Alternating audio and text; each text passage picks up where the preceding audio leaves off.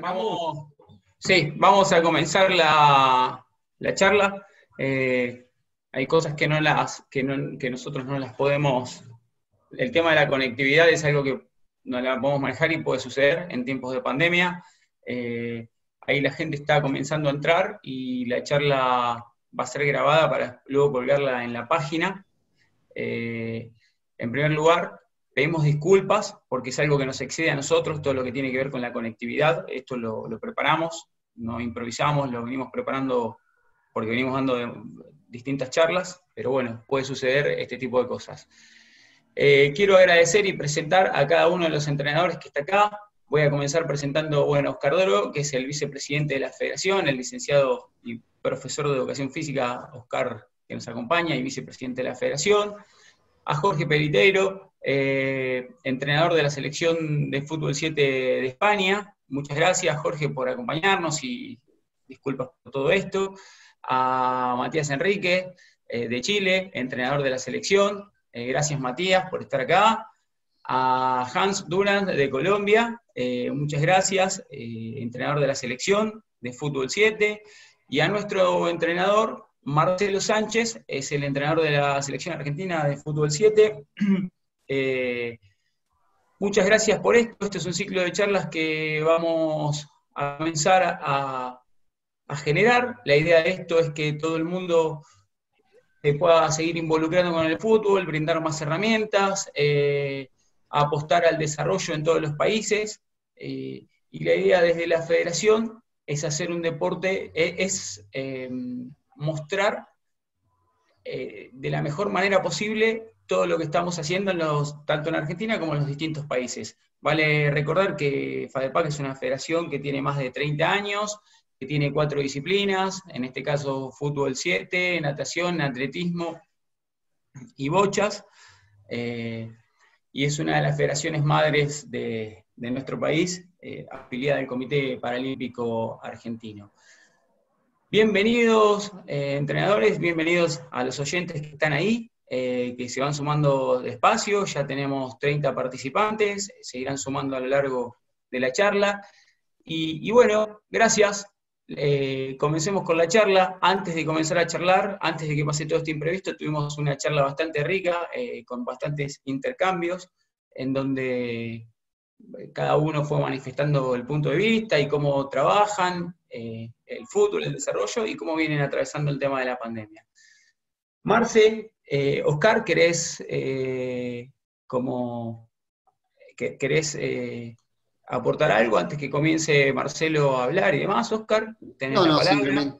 Simplemente reiterar el agradecimiento a los colegas y la verdad que nos enriquecen con su presencia, con su sabiduría, así que esperemos que los amigos que nos están escuchando puedan aprovechar y nos están viendo, puedan aprovechar al máximo estas ponencias, así que muchas gracias. Cuando vos dispongas comenzaremos con las preguntas. La dinámica que habíamos pensado es una pregunta disparadora y que podamos intercambiar opiniones y que cada uno de ellos pueda aportar sus distintos puntos de vista sobre temáticas, obviamente, propias de la faz técnica y la faz del desarrollo del deporte para personas con parálisis cerebral. Así que como vos dispongas, empezamos la charla. Bueno, Marce, ¿querés hacer alguna pregunta o puedo comenzar? Bueno, agradecerles a todos, así que arranquemos que estamos ansiosos. Bien.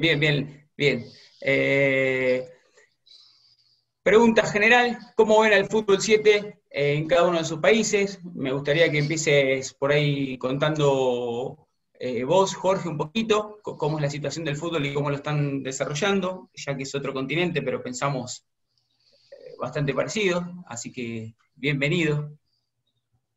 Bueno, buenos días por allí, buenas tardes aquí en España. En primer lugar, pues agradeceros que hayáis contado conmigo para esta charla tan interesante, para compartir experiencias y además que estoy seguro que será un comienzo para hacer crecer nuestro fútbol, tanto a nivel, aquí en esta reunión más hispana, pero creo que iremos creciendo a nivel mundial. A la pregunta que me haces, pues el fútbol 7 aquí en España,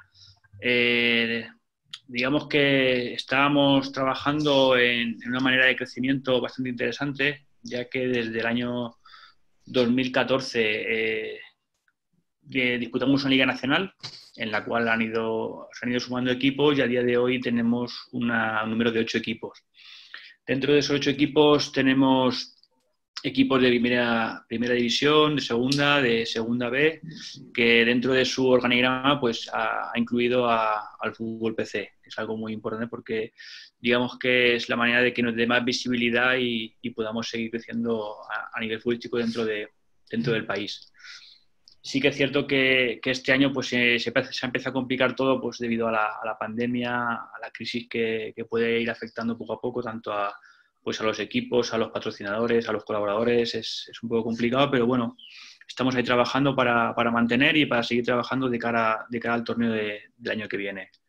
A nivel internacional, a nivel de selección, pues como todos los países pues hemos estado confinados, trabajando vía telemática, con entrenamientos dirigidos online, pero bueno, tengo que estar contento porque en 2 semanas sí que es cierto que la selección española arranca de nuevo aquí en España. Tenemos la primera concentración post-COVID, post-pandemia, y ya pues empezar a trabajar a ver si tenemos la suerte de que no volvemos a estar confinados, ya podemos tener una continuidad de los entrenamientos y ya de cara a preparar el torneo del 2021. Bien. Matías, ¿querés contarnos un poquito ustedes? ¿Cómo vienen? Sí, bueno, muchas gracias por la invitación. Bueno, el desarrollo del fútbol acá en nuestro país también lo vemos con hartas expectativas y hartas ansias. Es un proceso que empezó desde el 2013, una participación en Juegos Parapan en Buenos Aires, y ya oficialmente empezó en el 2015 con el inicio de un campeonato, una liga, una selección. Nuestro foco también es favorecer y tratar de que más personas elegibles para este deporte puedan participar y tratar de profesionalizar al máximo los procesos. A pesar de que tenemos pocos recursos, muchas veces hacemos ahí algunas magias y podemos optimizar finalmente los esfuerzos. Y respecto al trabajo con la selección, al igual que el profesor Jorge, estamos trabajando de forma telemática.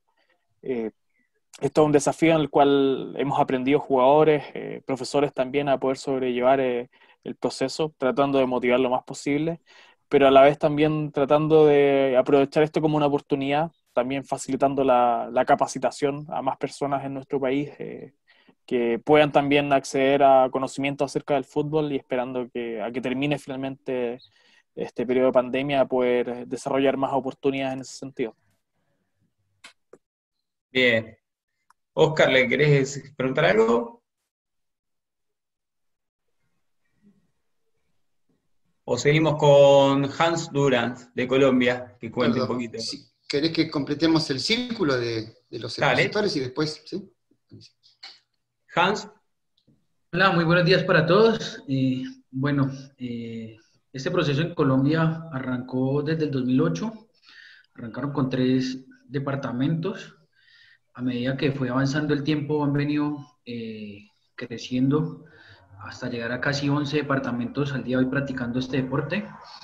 Selección Colombia arrancó en 2009 con unos Juegos Parapan, que fuimos sede, y hemos venido participando en los ciclos juveniles 2013, 2017 y esperamos ahorita en el 2021 arrancar. El proceso como tal fuerte ha venido siendo desde el 2015, donde hemos podido participar año tras año, 2015 Río, 2016, 2017 en Parapan de Brasil, 2018 Ecuador, 2019 Perú, y pues estábamos esperando este año, lastimosamente, ver qué torneo podíamos participar, pero con el tema de la pandemia se pararon pues, los objetivos de la participación internacional. El trabajo también, como los demás compañeros de España y Chile, acá lo llamamos teletrabajo, donde hacemos por aplicación y por plataformas los entrenamientos direccionados a los deportistas. La verdad, una nueva metodología, una nueva forma de trabajar. Ha sido bastante compleja adaptarnos a ellos, tanto entrenadores como deportistas. Pues creo que a todos nos gusta entrar al campo, poder tener los duelos, el rival, la competencia, pero pues hemos venido tratando de adaptar lo más posible lo más cercano a la realidad. Y bueno, estamos esperando la reactivación. Acá ya arrancó el fútbol profesional. Se están arrancando algunas medidas de bioseguridad para ver si con los deportes individuales se puede empezar ante los entrenamientos, y ahí para allá mirar las pruebas pilotos y demás cómo van para continuar con el proceso de nosotros. Bien. Y bueno, por último, el anfitrión de la casa, gran Marcelo Sánchez, de gran trayectoria en todo lo que tiene que ver el movimiento paralímpico, ¿no? No solamente en el fútbol, pero con una gran trayectoria, así que... Sí, me hace sentir gracias, Hans. Me hace sentir un viejo de esa manera, pero bueno. Vamos. No, primero hablar de deporte paralímpico es un placer, y si hablamos del fútbol, que es lo que nos apasiona, muchísimo más, así que, y poder compartirlo con gente que le gusta y que trabaja en lo mismo, y es muy enriquecedor. Empiezo atrás para adelante, porque si hablamos de selección, a todos nos está pasando lo mismo, ¿no? Más o menos todos estamos en la misma problemática que tiene que ver se me está por cortar, ¿sí? Sigan con otro que se me está terminando la batería, Gus. Si querés, perfecto. Ahí sigo. Sigan con otra pregunta, que ahí sigo, un segundo nada más. Está bien. Perdón. Gustavo, a mí en el orden que están planteando con respecto al desarrollo, y para no entrar específicamente en la fase técnica, me parecería interesante, porque todos están planteando cómo ha pasado por un proceso evolutivo el fútbol, cada uno en su país. Pero a mí lo que me gustaría es si pudiéramos charlar o abordar acerca de este proceso que pasó el fútbol con parálisis cerebral al no estar presente en Tokio. Si ustedes sienten o creen que hay que hacer un mea culpa en cada una de las regiones o los países en los cuales ha pasado este proceso por el cual hoy no está presente, y qué cosas creen que habría que mejorar como para tener de vuelta presencia a nivel desarrollo paralímpico. No sé si escuchaste también, Marcelo, la pregunta. Perdón, primero me quería... ¿O querés unirla con las dos que estoy diciendo? Sí. Primero me quería disculpar, porque como dijo Gustavo antes, estuve hasta ahora conectado y no sé qué pasó con algún cable y se me había desconectado la computadora.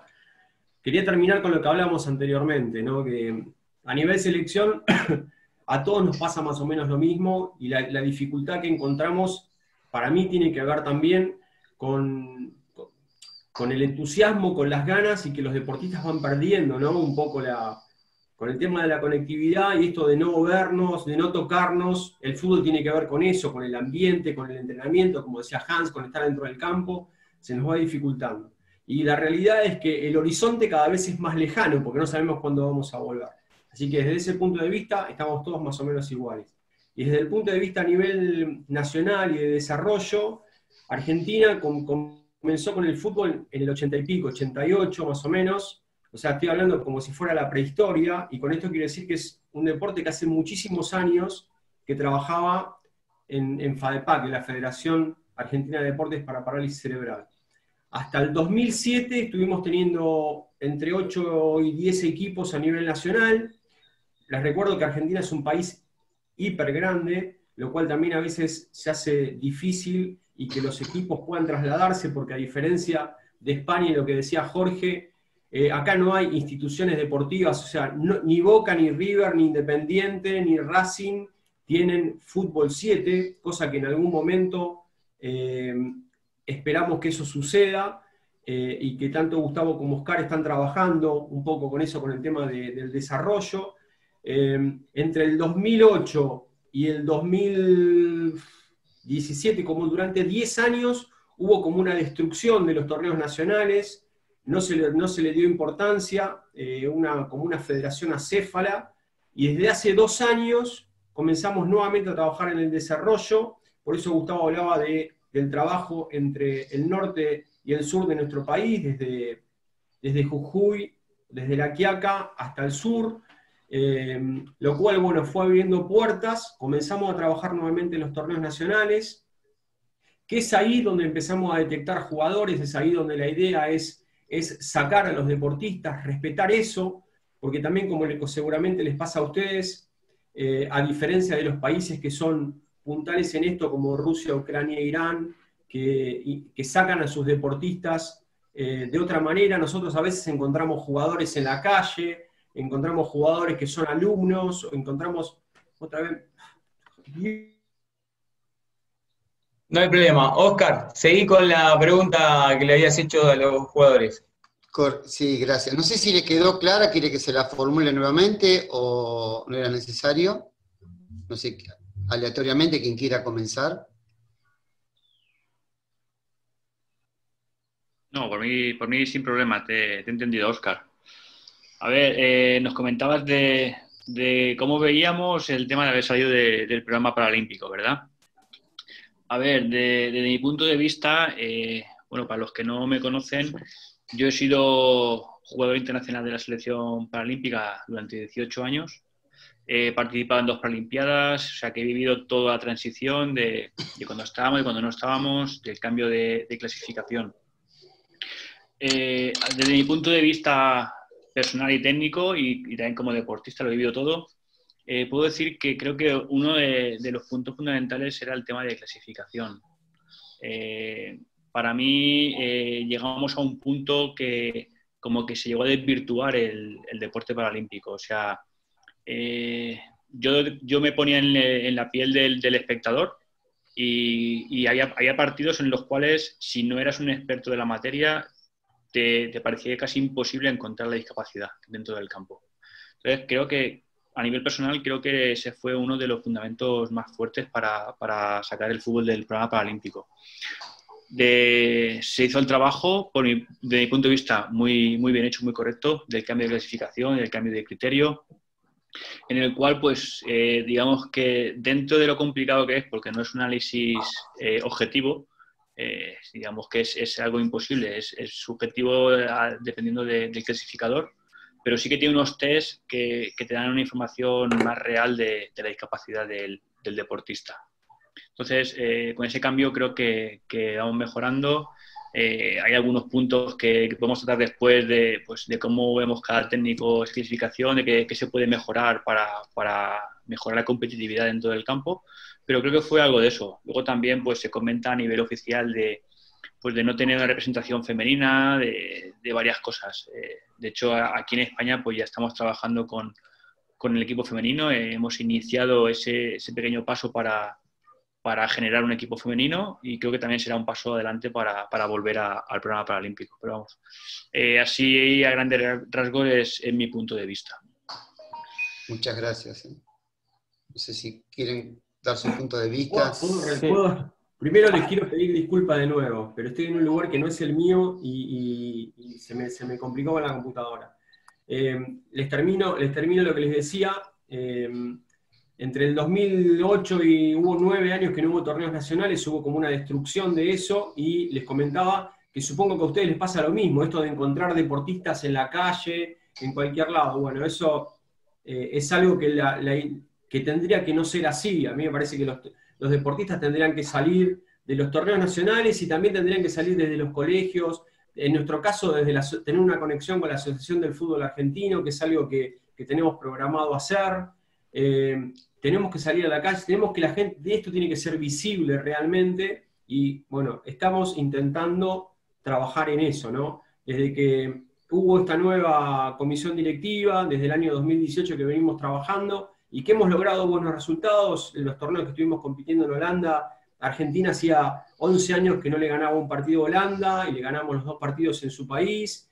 Hemos ido a Barcelona y hemos salido campeones, hemos ido a la Copa América y salimos subcampeones. En Lima salimos subcampeones también. En el Mundial terminamos sextos, no tuvimos una buena performance, pero sabíamos que podía pasar eso, estaba dentro de la programación. Pero bueno, insisto con esto que tiene que ver con el desarrollo, ¿no? Que es algo que a nosotros como federación nos preocupa y nos ocupa, ¿no? Entonces, bueno, eso también al ocuparse nos da una tranquilidad. Sí, en función de eso, Marcelo, nosotros estábamos hablando recién con Jorge, y también nos planteaba que en función de ese desarrollo ha sufrido o tiene que sufrir algunas modificaciones, porque evidentemente el estar fuera del movimiento paralímpico también hace un replanteo en cuanto a la estructura del deporte en sí y al desarrollo. Jorge nos daba con mucha precisión su punto de vista, y en ese sentido también seguíamos la segunda parte de la pregunta, o la segunda pregunta es si vos querés hilarlo con eso, o si también abrimos la palabra a Hans o a Matías, a ver si piensan lo mismo que Jorge, con respecto a lo mundial y con respecto a lo particular de su país, ¿no? Yo les digo, a Mati vas a hablar, dale, Mati. Sí, yo me gustaría agregar un poco, viéndolo desde lo externo, diría que somos un país que nunca ha participado en Juegos Paralímpicos y que su máximo nivel de participación ha sido en Juegos Panamericanos. Y viéndolo un poco desde la vereda del frente, la salida finalmente del Fútbol 7, por un lado fue dramático, pero por otro lado quizás fue también una oportunidad en la cual permitió visibilizar más la estructura de la disciplina, permitió visibilizar los problemas que comenta también Jorge y cómo se ha generado este cambio un poco que desde mi punto de vista ha sido positivo. En ese sentido también creo que desde esa instancia que se dio esa noticia hasta el día de hoy se ha dado un salto respecto a un poco lo que se ha desarrollado en distintas instancias, a distintos niveles en el Fútbol 7, entonces a veces hay que ver como el vaso medio lleno y también esperando con ansias este reingreso a los Juegos Paralímpicos, que sería también una instancia muy bonita. Muchas gracias. Yo quisiera acotar y es que pienso que la salida también se da porque lo que decía Jorge, pues no se alcanzaba a notar la diferencia entre los deportistas, es muy cierto, pero también siempre veíamos los mismos 8 países, entre comillas, participando y fuertes de los continentes, tanto europeo como americano. Yo creo que siempre ver una Rusia, una Ucrania, un Irán, un Brasil en los Paralímpicos y nunca poder ver de pronto el desarrollo que podían tener otros países y no se les daba la importancia. Creo que ahora nos han tenido un poco más en cuenta y eso, como dice Matías, ha ayudado a que el deporte crezca a nivel mundial. Uno ya ve muchos países desarrollando el deporte, otros ya en el ámbito ya del rendimiento, buscando resultados, y eso ayuda pues a que los países que de pronto no tenían una gran representación o no tenían una forma de competir, pues ya lo empiecen a tomar en cuenta, se empiece a mirar cuáles son las necesidades que se tienen para poder el desarrollo y el crecimiento de ellos, y eso hace que ya uno empiece a ver diferentes países compitiendo a nivel internacional. Era una de las cosas que yo creo, siempre los mismos 8, siempre los mismos campeones, aparte de lo que decía Jorge, pues tenías que ser muy experto para saber quién era el que tenía PC, entonces eso ha ayudado también y lo que dice Matías me parece súper importante, el habernos salido creo que fue una oportunidad. El tema de que no tengamos fútbol femenino, yo recuerdo que deportes como Fútbol 5 no tiene fútbol femenino desarrollado y está dentro de los juegos, entonces no creo que sea la principal fuente o la principal fuerza decir que por eso nos han sacado, creo que son factores como los que estamos hablando, el que hace que hayan tomado una pausa y que nos replanteáramos o se replanteara qué estaba pasando con el fútbol y quisieran el cambio a nivel mundial, no solamente los países que participaban, sino algo a nivel internacional, totalmente. Bien. Marce. Quería aportar, yo recuerdo perfectamente estar sentado en la final del Paralímpico de Londres 2012, jugaba Rusia y Ucrania, al respecto de lo que dice Hans, que siempre más o menos eran las mismas selecciones, y que el presidente me diga, recuerdo perfectamente porque estaba Phil, estaba yo y estaba José Luis Campo al lado mío. Entonces me dice, ¿dónde están los PC, Marcelo? Y yo había ido como a clasificar, en ese momento estaba clasificando bochas, pero me llamaban para alguna consulta de fútbol. Entonces él me dice, ¿dónde están los PC? Y ahí me parece que fue el primer momento, el primer impacto, ¿no? El fútbol 7 de esta manera no vende, a diferencia del fútbol 5 que sí vende. ¿Sí? A diferencia, por ejemplo, si vamos a deportes que involucren lesiones neurológicas, las bochas sí pueden vender, porque causan un impacto visual. Cuando vos te encontrás con un deportista con una lesión neurológica, como nuestros futbolistas, que quizá en una carrera lineal de 60 metros un categoría 3, ¿sí? Un 8 de la vieja clasificación, te está metiendo menos de 12 segundos, o en 100 metros menos de 12 segundos, estamos hablando de un deportista que se está equiparando con un convencional. Entonces, la primer problemática fue la clasificación. Ahí fue donde en el 2013 comenzamos a trabajar. En realidad, Raúl Reina comienza a trabajar siendo ni siquiera clasificador, trainee, porque yo era era practicante mío en la clasificación, y él estaba haciendo con la universidad este programa nuevo de clasificación. Entonces, el primer problema fue la clasificación. El segundo problema es que por eso no vende. Es mi opinión, no vende. Después el tema de lo femenino lo fueron agregando. Después agregaron que había pocos países participando. Por eso el afán de la IFCPF de involucrar a países, sobre todo sudafricanos o de Oriente, para que se involucren en nuestro deporte. Ustedes deben haber observado en la página de la IFCPF que hoy, por ejemplo, está India, ¿sí?, haciendo fútbol, y está todo el tiempo con la Federación Internacional haciendo conversatorios y demás. Entonces tiene que ver mucho con eso, pero para mí tiene que ver también con esta cuestión de que no vende, y después hay una cuestión económica. Los planteles son de muchos jugadores y a su vez muchos asistentes. Entonces, para el IPC estamos hablando de un deporte que no da rédito desde lo visual y desde la venta, ¿sí?, y da pérdida por la cantidad de personas que tiene que llevar a un juego paralímpico. Los que hace mucho que estamos en esto, o ustedes mismos tienen muchos eventos encima, recuerden en Sevilla cuántos espectadores hubo. 100 en la final, Jorge, 100 espectadores llevando a todos los familiares.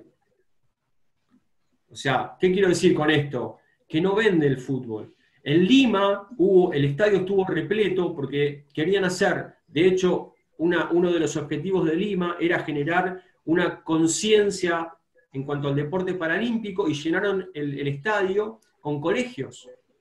Entonces, bueno, no es lo mismo que bocha, no es lo mismo que fútbol 5, no es lo mismo que ver saltar a un amputado salto en alto que observar saltar a un categoría 38 en atletismo. Para mí tiene que ver con eso. Entiendo lo que ustedes dicen, que quizás es un momento para aprovecharlo. Para mí es una pérdida enorme no estar en un juego paralímpico. Una pérdida enorme. Hay países que los destruyó. Fíjense en Holanda. Holanda está pensando seriamente en dejar el fútbol 7. De hecho, no están entrenando. Y Rusia está preocupado porque ya no tiene la misma solvencia económica que estaba teniendo. Irán pasa lo mismo. Entonces digo, todo esto para mí es un ir para atrás, pero bueno, es mi opinión. Una consulta, ¿no? Hay distintas. Yo tengo ahí. Tomo las dos partes, creo, ¿no? Un poco lo que expresaba Jorge, lo que expresaba Hans, y en algún punto lo que dice Marcelo. Es muy interesante los distintos puntos de vista. Lo que sí, hay una gran crisis que hay que ver cómo la resolvemos y cuáles son los puntos para volver a formar parte del calendario, ¿no? ¿Cómo observan este nuevo sistema de clasificación? ¿Cómo creen que impactó? Que esa es una gran pregunta, porque gran parte es si el fútbol no vendía, por los jugadores que estaban en cancha, o por el sistema de clasificación, como decías vos, Jorge, o porque de alguna manera siempre estaban los mismos países. ¿Cómo sienten el impacto del nuevo sistema de clasificación? El que quiera arrancar con la respuesta. Vale, como te decía, yo he conocido los dos, tanto uno de deportista y otro como técnico. Yo con el nuevo sistema de clasificación, la verdad que estoy contento, porque me parece, como lo que decía antes, más dentro de lo que no es totalmente objetivo, pero sí más objetivo que el anterior. Para mí, desde mi punto de vista, me falta ver el último paso. El último paso, que para mí sería una clasificación por puntos, ¿vale? Yo lo veo más como que da más libertad al técnico. Quiero decir, a día de hoy tenemos la clasificación que como decía Marcelo, tenemos los clases 1, 2 y 3, y la normativa, reglamento te dice que siempre tienes que tener un clase 1 sobre el campo y máximo un clase 3. ¿Qué quiero decir con esto? Que con este sistema de clasificación y esta norma, hay muchas veces que cuando te vas a enfrentar a un rival, el rival o tú mismo, casi deduces la convocatoria, o sea, el plantel o el equipo que va a sacar de inicio, ¿vale? Porque sabes que tiene que cumplir unos criterios y viendo sus jugadores, pues casi que puedes decir qué jugadores van a estar de inicio. En cambio, si nos vamos a un sistema por puntos, al final el técnico puede jugar con esa variante dependiendo de los puntos, puedes sacar un tipo de jugador u otro tipo de jugador o un sistema de juego diferente a otro. Como que puede dar más libertad al técnico para sorprender al equipo rival. Entonces, yo estoy contento, creo que aún falta algún punto de avance, pero yo con el sistema por puntos sí que lo veo que se debería de estudiar seriamente para implantarlo. Bien. Me gustaría opinar también, Sí, concuerdo claro. mucho con lo que dice Jorge. Por otro lado, por lo que he visto lo más cercano, creo que la clasificación en fútbol es un ejemplo en lo que respecta a las distintas disciplinas paralímpicas, un poco por el tema de investigación, por las bases sólidas y por la objetividad que se está dando y que es mucho mayor al proceso anterior.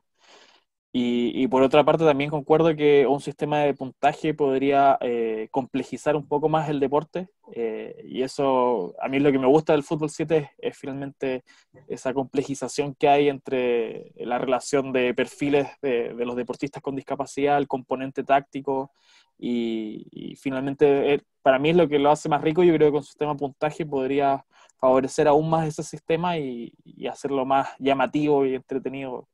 Creo que podría ser un factor positivo a analizar en un futuro próximo.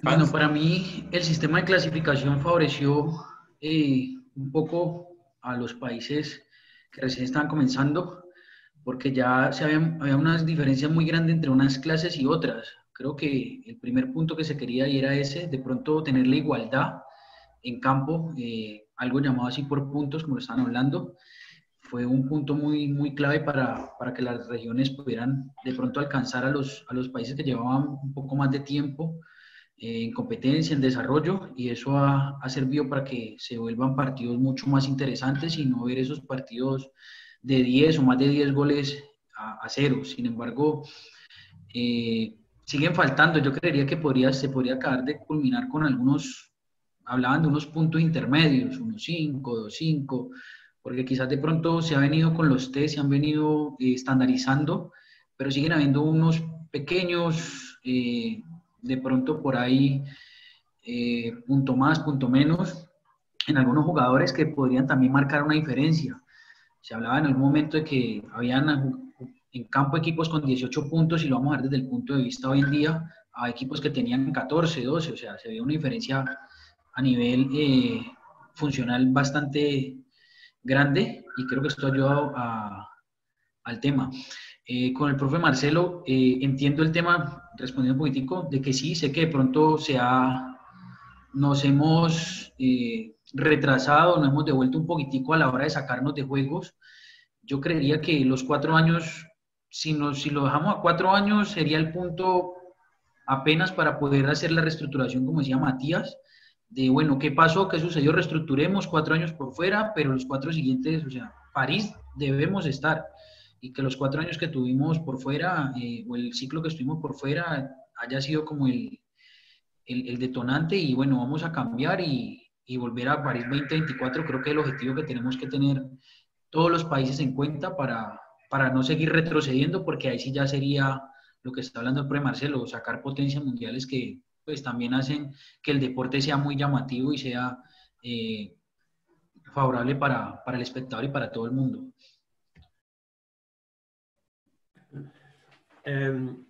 Esto es algo que también, este tema lo hemos hablado de alguna manera individualmente con todos los técnicos, ¿no? Siempre el tema de la clasificación es un tema puntual.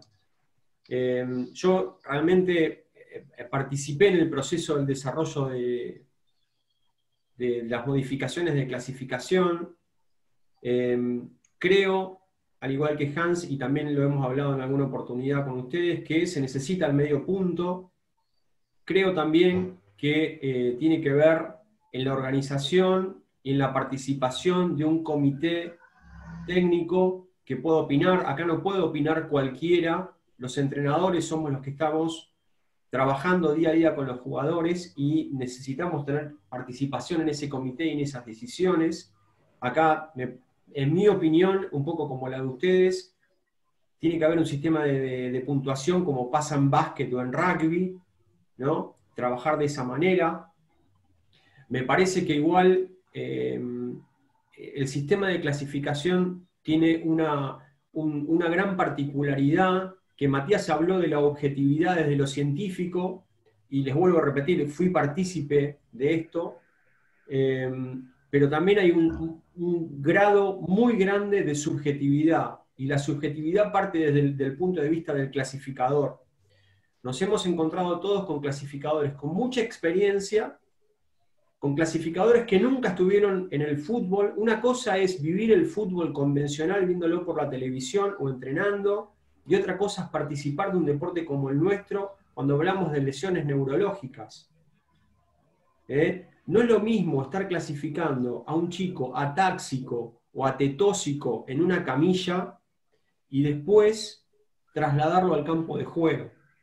Y esto también sería un gran tema de conversación, qué es lo que sucede con este tipo de jugadores cuando uno lo lleva a la exigencia máxima en el juego.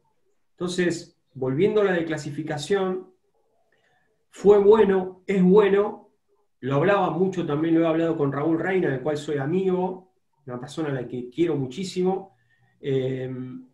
Todavía falta una vuelta, ¿no? Y me parece que ahí, Matías, ahora con tu trabajo, también va a ser importante. Por eso es importante que estés de este lado, que seas de esta región, ¿no? Y reitero lo de clasificación, me parece que todavía nos falta una vuelta. Que aún habiendo favorecido a los países con menos trabajo, todos sabemos que si vamos a competir contra, no sé, contra China, Japón, Dinamarca, estamos 10, 12 goles arriba, eso lo sabemos. Pero me parece que necesitamos un sistema de puntuación y tenemos que ser partícipes y protagonistas los entrenadores. Como así también escuchar mucho a los deportistas. Hay que escuchar. Sí, Gus. Perdón, ¿puedo hacer una pregunta que hay del chat? Que es la que tocó Jorge y la que estabas haciendo referencia vos, que Débora pregunta, ¿cómo sería, Jorge? Y veo, ¿por qué hago...? Porque justo estabas tocando, ¿cómo sería el sistema por puntos? Te preguntan ahí en el chat, y justo vos, Marce, estabas tocando ese tema. Entonces, para que no pase y poderle responder a Débora, que nos hizo la pregunta. Dale, Jorge, dale. Vale, el sistema por puntos es, como bien decía Marcelo, en el baloncesto en silla ya está implantado. A ver, no tengo yo la norma escrita, pero sería pues poner un límite de puntos, aplicar lo que estamos comentando aquí los compañeros, de ese medio punto, de ser un 1, 1,5, 2, 2,5, 3 o 3, ¿vale? Y tener un máximo de puntos a sumar en el conjunto de los jugadores que van a estar sobre el campo en ese momento. Entonces, con ese número de puntos máximo que tienes que sumar con todos los jugadores, pues tú vas a poder planificar lo que tú quieres, dependiendo del sistema de juego que quieres o el rival que vas a enfrentarte, pues con ese número de puntos tú vas a hacer la suma como mejor creas conveniente para tu equipo. No te va a obligar a tener un clase 1 obligatoriamente en el campo. A lo mejor no tienes ninguno y no tienes ningún 3. O sea, con 1,5 y 2,5 puedes hacer la suma. O sea, es un poco complejo de explicar así sin tener la norma ya definida, pero el resumen es ese, tener un máximo de puntos y hacer la suma con los jugadores que están sobre el campo. Sería algo parecido a lo que todos conocemos por ahí, el sistema del básquet o del handball, que en un proceso va a ser, para el handball sobre silla de ruedas, va en vías de 2 ciclos por ahí ser un deporte paralímpico, pero si tenemos al básquet con un hándicap en cancha, al rugby sobre silla de ruedas, eso trasladarlo al fútbol. Claro, Para por que está del otro lado lo entienda. Claro. Sería Claro. una situación así. Claro. Sí, claro. Es un sistema completamente justo, ¿eh? Claro. Gus, yo quería agregar algo con respecto a esto que les decía, que tenía que ver con la experiencia del clasificador. También me parece un detalle no menor, cuando hablo de esto, es que muchas veces la persona que está observando la clasificación observa el todo, ¿sí? Observa el todo. Entonces, ¿qué hace? Vos tenés un jugador que era un atáxico, no sé, un 1, y ese 1 viene una pelota cruzada y tira una tijera y te la clava en un ángulo, ya te dice, no, no es 1 porque no lo puede hacer. Entonces digo, muchas veces se juzga la técnica, ¿sí? Y dice, no, este es muy bueno, entonces pasa a esto. Y no es así, no tendría que ser así, pero lo hemos vivido todos esto, que te pasen un jugador porque les parece que no lo pueden hacer, ¿no? Y cuánto a veces los entrenadores pensamos y decimos, uy, no lo voy a hacer entrenar tanto a este porque si mejora me lo pasan de categoría. Eso lo pensamos muchísimas veces. A mí me pasó en Lima y me pasó en Sevilla. A veces cuesta que el clasificador tenga ese poder de observación y de análisis, aún teniendo la ficha de clasificación al lado, ¿no? Gustavo.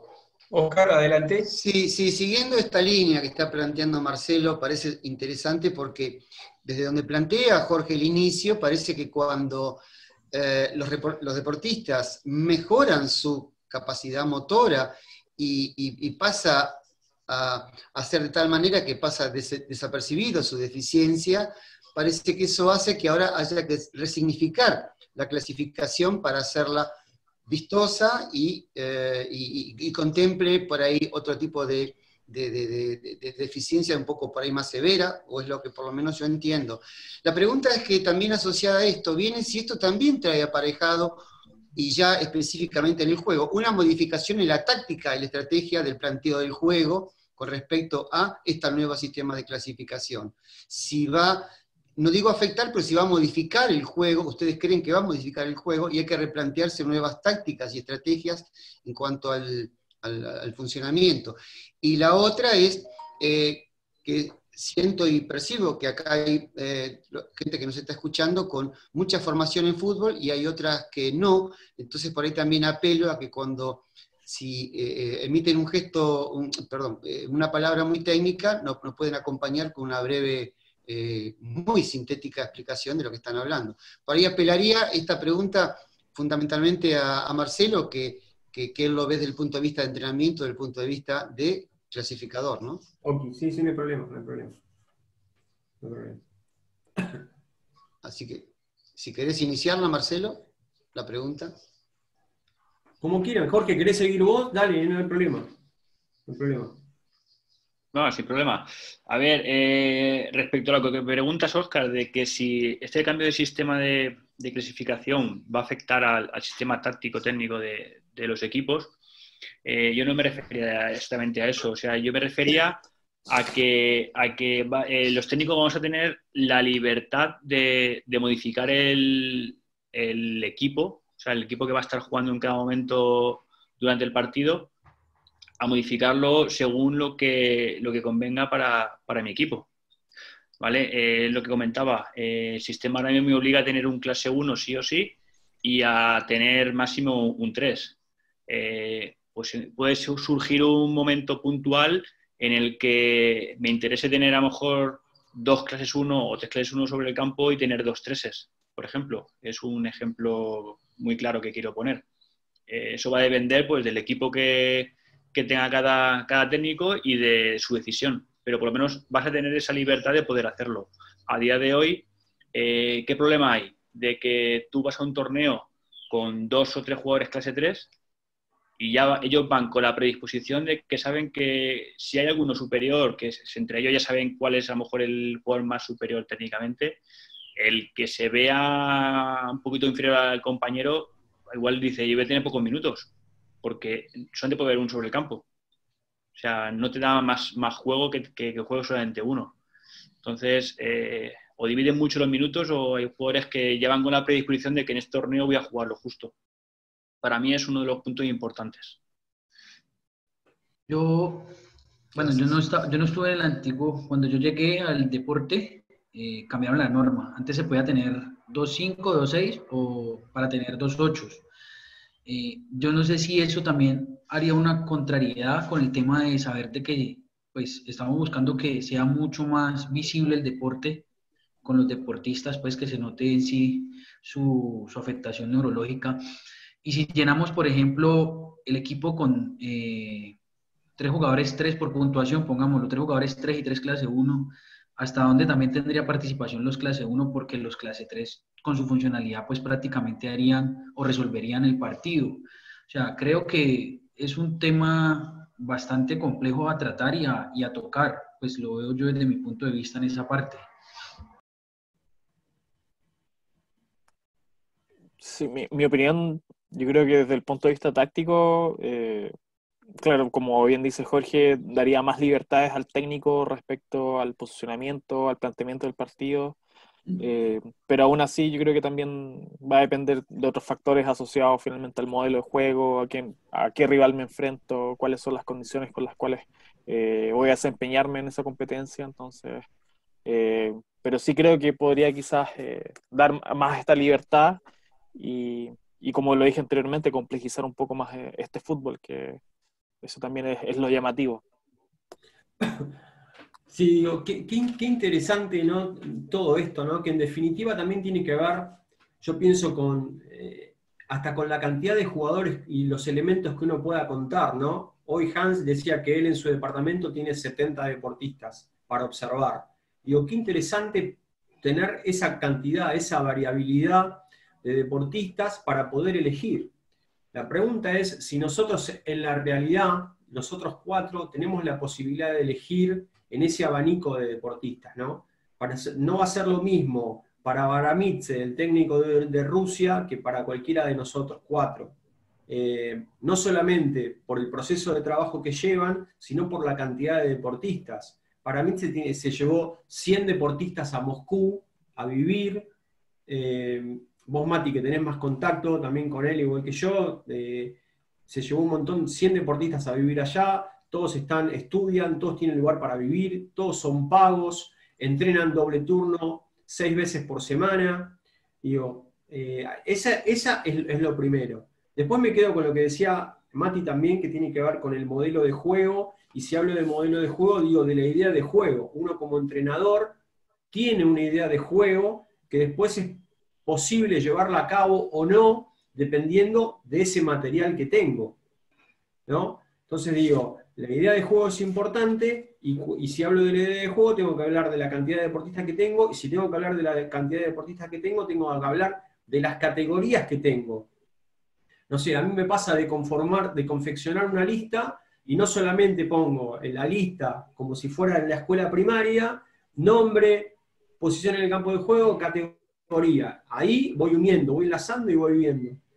Esto es lo que tiene de apasionante el fútbol 7, ¿no? De tener la idea de juego uno, cómo uno lo puede desarrollar, y cómo un deportista con una misma lesión neurológica, con un mismo patrón, tiene diferentes variables. Entonces, ¿qué hacer con ese deportista? Ayer en la charla que tuve con Ivaldo, yo recordaba que nos ganan la medalla de plata, y Seca, un jugador que estuvo jugando hasta Ecuador, hasta la Copa América, que es un categoría 5 fue en su momento, después pasó a ser categoría 1, Paulo Cruz lo ponía pivoteando entre la línea de fondo del arco contrario. Entonces ahí lo engancho con el fuera de juego que hablábamos hace un rato. Digo, un categoría baja, un categoría 1, dipléjico, espástico. Cuando hablo de espasticidad, lo llevo a lo que decía Jorge, hablamos de rigidez muscular. Digo, como no pude tener mucho recorrido, me lo ponía en el fondo, lo cual hacía que yo, mi líbero, estaba jugando con el líbero, tuviera que tener siempre ojos en la nuca, tener que cambiar el arquero, en vez de poner un arquero dipléjico, quizá poner un arquero hemipléjico, una afectación en un costado del cuerpo, porque tenía que tener salida rápida. Digo, ¿cuánto tiene que ver la disponibilidad que tengamos para encontrar una variabilidad, si hablamos lo que decía Matías, desde lo táctico? ¿No? Digo, en la función de la cantidad de jugadores que tengamos, va a ser la variabilidad que tengamos para poder resolver problemas. Y yo voy a decir algo que yo creo que igual no hay secretos en esto, porque cada uno de nosotros tiene una forma de jugar, un pensamiento, pero yo insisto con esto de ejercer sobre el otro todo el tiempo una presión y un condicionamiento físico. ¿Y cuánto altera ese condicionamiento físico en una persona con una lesión neurológica, ¿no? Que es importantísimo ese tema también. Perdón si me extendí. A mí me gustaría agregar un poco también estas implicancias o esta relación que tiene finalmente el perfil de la eficiencia o de la discapacidad con la posición de juego. O sea, ahí también existe una gran variabilidad de opciones y existe una importante relación, como lo comentaba Marcelo respecto a esto. Y también hace entretenido este fútbol y que también te da opciones, te da menos opciones, pero todo es como muy variable y va a depender de tantos factores que también lo hace un fútbol súper dinámico. Sí, perdón, quería decir, digo, qué loco a veces uno, ¿no? No sé si les pasó a ustedes como entrenadores, observarse en un partido, después de un partido, ¿no? La exigencia que uno le pone al deportista y se olvida de su problemática motora. Donde yo recuerdo Jorge, que es uno de los pocos casos que fue jugador de selección, arquero, gran arquero, aunque cada vez que le hacían una mague para un lado se volcaba y no se podía levantar nunca, pero digo, daba el perfil para la foto, lo daba bárbaro, porque era lindo, todo, pero no, pero digo, cómo uno exige a los deportistas todo el tiempo y se olvida de esta problemática neurológica que tienen, ¿no? Y lo llevo en la final que nos pasa a nosotros en Lima contra Brasil. Matías Fernández, que es un jugador categoría 1, que es atáxico nuestro, muy atáxico, cuando en el cansancio muy atáxico, le viene una pelota cruzada de izquierda por derecha y le gana la posición al central y queda mano a mano con el arquero. Cuando le viene la pelota, toma una mala determinación y le erra, ¿no? Falla. Entonces cuando termina el partido, pasa el otro día, digo, Mati, le muestro, le digo, ¿cómo? Me dice, vos no sabés lo que me temblaba el cuerpo. O sea, toda su ataxia estaba a flor de piel. Entonces, uno a veces juzga como entrenador, entre comillas, convencional, y se olvida de lo que está trabajando. Por eso digo, a veces, quizás Jorge tiene otra sensibilidad, que es lo que me pasa a mí con mis dos asistentes técnicos, Omar Arreguito y Claudio Conte, fueron jugadores formidables de selección argentina, y ellos tienen a veces otros pensamientos y otras maneras de ver que me cambian la visión y mi perspectiva sobre lo que quiero hacer. Es re loco tener a alguien al lado que la viva en carne propia, ¿no? Jorge, quizás vos me podés ayudar un poco más con eso. Sí, a ver, como dices, relacionado con todo lo que estamos hablando ahora, desde el inicio, me parece el comentario que habéis hecho tanto Matías como tú, Marcelo, de lo espectacular de este fútbol, y la realidad es de que yo hice un curso de metodología, fui ponente en un curso de metodología de fútbol normalizado, y yo pues expliqué mi metodología dentro del fútbol paralímpico.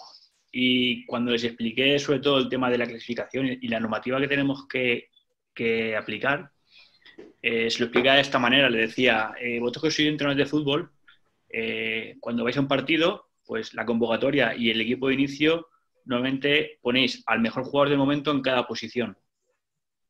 Nosotros en el mundo paralímpico, cuando vamos a un partido, buscamos el 7 mejor del momento en cada posición, pero además tenemos el hándicap de buscar de cumplir con la clasificación.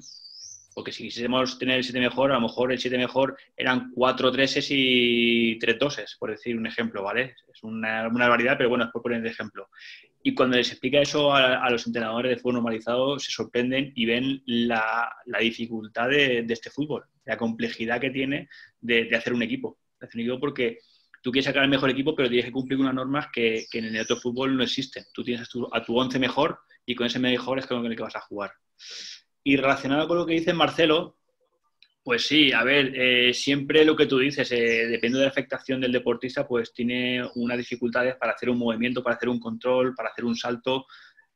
Pero yo, habiendo sido deportista, y siempre lo he dicho, a mí me gustaba que mi entrenador me exigiese el máximo. O sea, a mí me gustaba que mi entrenador me dijese, Jorge, si caes, tienes que levantarte de esta manera y tiene que ser en un segundo. A lo mejor lo hacía en 2 o en 3, pero que me exigiera que lo hiciese en un segundo me iba a hacer mejorar. Entonces, desde mi punto de vista, lo que me ha hecho a mí llegar lejos, tanto en el deporte como en la vida personal, ha sido la exigencia esa, la exigencia de no pensar en el problema, en la discapacidad que puedes tener, sino en pensar en hacerlo de tu mejor manera posible, pero a ver, luego está claro que cuando el deportista te explica el motivo, oye, pues mira, como te dijo tu jugador de que le saliera taxi a flor de piel y no pudo hacer ese control, pues lo tienes que entender. Ahí es donde tienes que razonar y decir, bueno, pues vamos a trabajar para intentar solucionar ese problema. Pero que sí, que yo soy de la idea de que la exigencia tiene que estar en deporte de alto nivel, como estamos aquí con las selecciones internacionales. Esa exigencia es lo que va a hacer mejor al deportista y lo que le va a hacer crecer. Que luego cuando surja el problema o surja la dificultad, que el deportista te diga, pues mira, puede decir a mí, oye Jorge, pues hasta ahí no puedo llegar porque mi discapacidad me lo impide. Pues bueno, ya se analiza y se busca otra manera de mejorarlo. Pero sí que la exigencia para mí es importante por el crecimiento y la mejora de cada deportista y del equipo en conjunto.